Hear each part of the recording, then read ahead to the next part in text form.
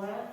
Selamat siang, Bu. Terima kasih banyak karena sudah menyediakan waktu untuk kita bersama di tempat ini. Hari ini saya akan memaparkan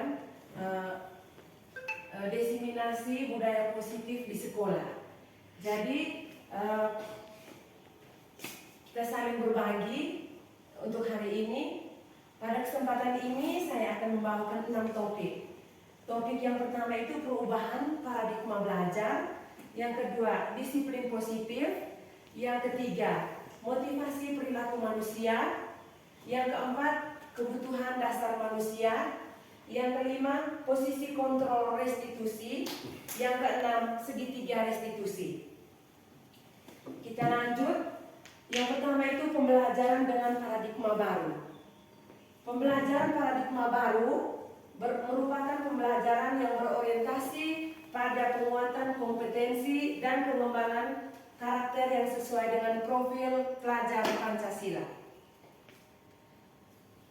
Disiplin positif dalam budaya kita, makna kata disiplin dimaknai menjadi sesuatu yang dilakukan seseorang pada orang lain untuk mendapatkan kepatuhan. Kita cenderung menghubungkan kata disiplin dengan tidak nyaman. Biasanya disiplin kita sudah menganggap itu sudah tidak nyaman, kita dipaksa untuk patuh. Yang berikut, menurut Dian Gosen, menyatakan bahwa kata disiplin berasal dari bahasa Latin disciplina yang artinya belajar, dan kata disiplin juga berakar dari kata yang sama dengan disiplin, yaitu murid. Yang berikut ada ada hukuman, konsekuensi, dan restitusi. Dalam pengembangan itu disiplin. Yang pertama, hukuman. Sistem tidak akan berjalan bila murid tidak takut. Itu hukuman. Yang kedua, mendorong untuk menyalahkan diri. Kita beri hukuman, itu mereka akan merasa mereka salah. Yang ketiga, anak belajar menyembunyikan kesalahan. Kadang dengan hukuman, anak hanya mau menyembunyikan kesalahannya. Itu mereka sengaja untuk buat hanya untuk menyembunyikan. Yang ketiga, peraturan dibuat oleh guru. Yang keempat, mencoba mengontrol anak dengan penguatan negatif. Terus yang konsekuensinya, kita memerlukan monitoring dan supervisi terus menerus supaya disiplin itu bisa berjalan. Yang kedua, mendorong kepatuhan. Yang berikut itu dengan kesepakatan kelas. Yang berikut, anak belajar taat pada peraturan. Yang berikut, peraturan dibuat oleh guru dan murid. Yang berikut, kita mencoba mengontrol anak dengan penguatan yang positif. Yang ketiga, restitusi. Murid belajar bertanggung jawab untuk perilakunya. Yang berikut, mendorong disiplin positif.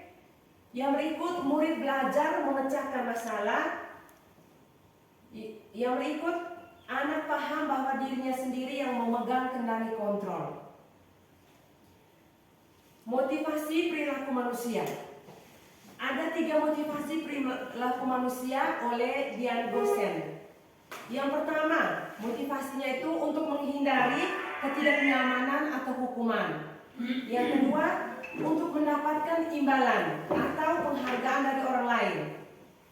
Yang ketiga, untuk menjadi orang yang mereka inginkan dan menghargai diri sendiri dengan nilai-nilai yang mereka percaya. Jadi ada 3 motivasi manusia untuk menunjukkan perilakunya.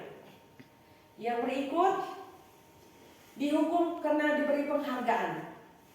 Saat kita berulang kali menjanjikan hadiah kepada anak agar berperilaku bertanggung jawab, atau kepada seseorang murid agar mempelajari sesuatu yang baru, atau kepada seseorang karyawan agar melakukan pekerjaan yang berkualitas, kita sedang berasumsi mereka tidak dapat melakukannya atau mereka tidak akan memilih untuk melakukannya.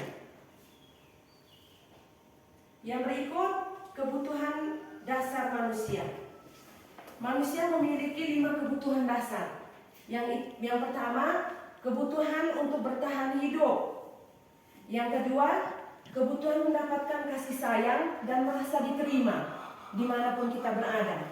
Yang ketiga, penguasaan, yang keempat kebebasan, dan yang kelima kesenangan.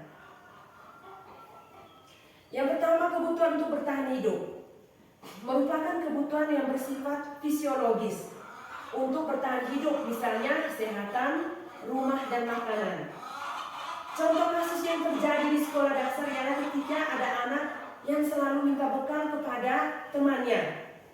Diketahui ternyata anak tersebut melakukan karena lapar. Hal tersebut terjadi karena orang tuanya tidak memberikan bekal makanan untuknya. Dengan demikian, kebutuhan dasar yang berusaha dia penuhi adalah kebutuhan untuk bertahan hidup. Yang berikut kasih sayang dan rasa diterima.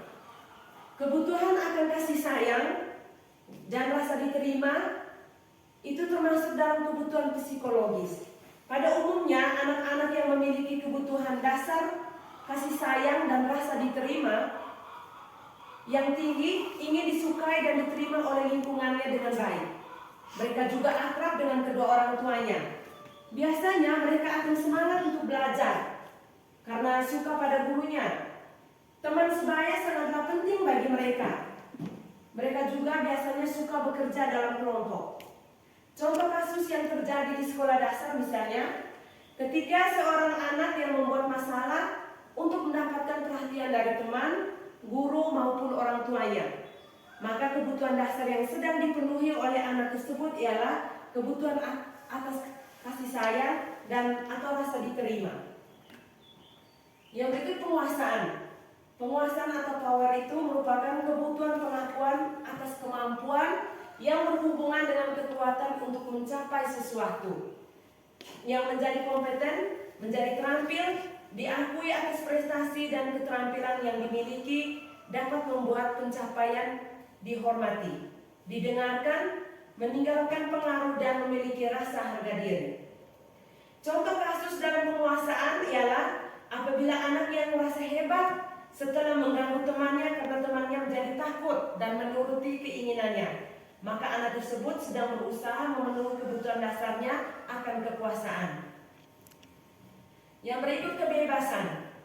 Anak-anak dengan kebutuhan kebebasan yang tinggi menginginkan pilihan. Mereka perlu banyak bergerak, menyukai hal-hal yang baru dan menarik, dan suka mencoba-coba. Anak-anak akan merasa mampu mengekspresikan diri secara mandiri, tidak tergantung pada orang lain dan tidak mudah terpengaruh oleh orang lain. Contoh kasus di sekolah, anak yang selalu diberikan bekal makanan dengan menu yang sama setiap hari oleh ibunya. Ia di sekolah membuat masalah dengan mengambil paksa bekal milik teman-temannya. Hal tersebut dia lakukan karena ingin mencoba makanan temannya yang beraneka ragam. Maka kebutuhan yang berusaha dipenuhi oleh anak tersebut ialah kebutuhan akan kebebasan. Yang berikut kesenangan. Contoh kasus di sekolah dasar yaitu ketika anak yang sedang mengganggu temannya. Anak tersebut merasa jika ekspresi temannya sangat kesal, terlihat lucu, maka yang sedang berusaha dia penuh adalah kebutuhan akan kesenangan.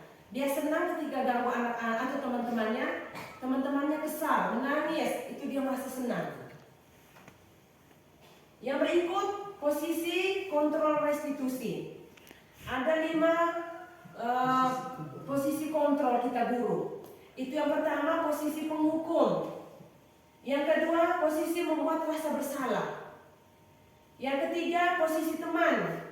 Keempat posisi pemantau. Dan yang kelima posisi manajer. Yang berikut segitiga restitusi. Jika anak memiliki masalah atau kendala di sekolah, misalnya terlambat atau mengganggu temannya, mengejek temannya, kebiasaan kita biasanya langsung panggil anak tersebut dan memarahinya. Ternyata setelah kita pelajari dalam modul ini, kita bisa menggunakan segitiga restitusi, di mana kita bisa menggunakan proses dialog yang dijalankan oleh guru dan atau orang tua agar dapat menghasilkan murid yang mandiri dan bertanggung jawab. Yang pertama itu ketika anak sudah melakukan kesalahan, kita biasanya di kelas